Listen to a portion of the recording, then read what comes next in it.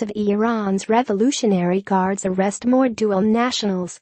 London, Reuters. Iran's Revolutionary Guards have arrested at least 30 dual nationals during the past 2 years, mostly on spying charges, according to lawyers, diplomats and relatives, twice as many as earlier reported by local or international media.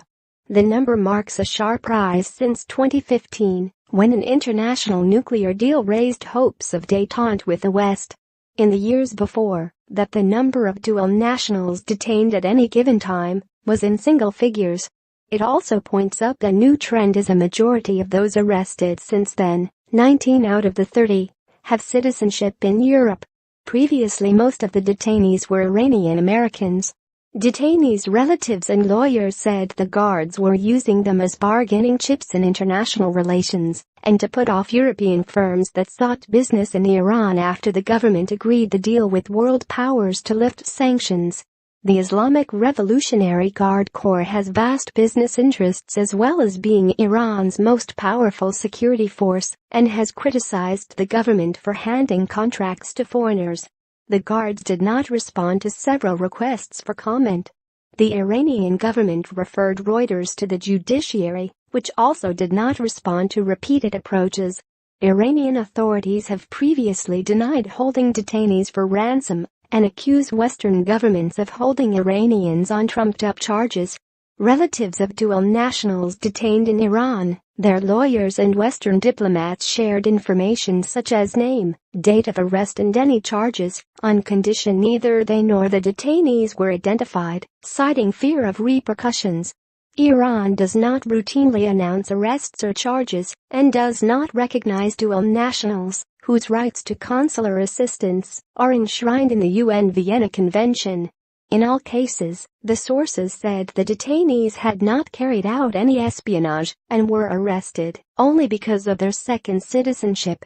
They explained their willingness to share details by saying they had been kept in the dark by both the Iranian authorities and Western governments. Several governments argue that maintaining a low profile is in the best interests of the detainees. This is very much what guides our approach, a UK government source said. Dutch Foreign Ministry spokeswoman Daphne Kermans said identifying detainees could get the prisoners into trouble. Some relatives only break their silence once their initial hopes have been dashed. The wife of Ahmad Reza Jalali, a Swedish-based Iranian scientist arrested in 2016 after attending a conference in Tehran, decided to speak out in February. "We were all hopeful that he would be released soon.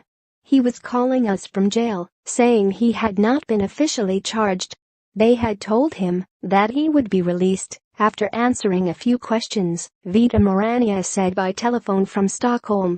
"I made the case public to media after 9 months, when he was threatened with a death sentence by a prosecutor and went on a hunger strike," she added. Jalali was sentenced to death in October on espionage charges.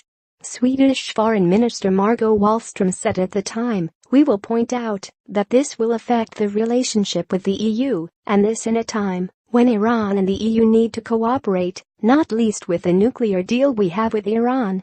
The deal to lift sanctions in return for curbs on Iran's nuclear program was international, but significant U.S. restrictions remained in place.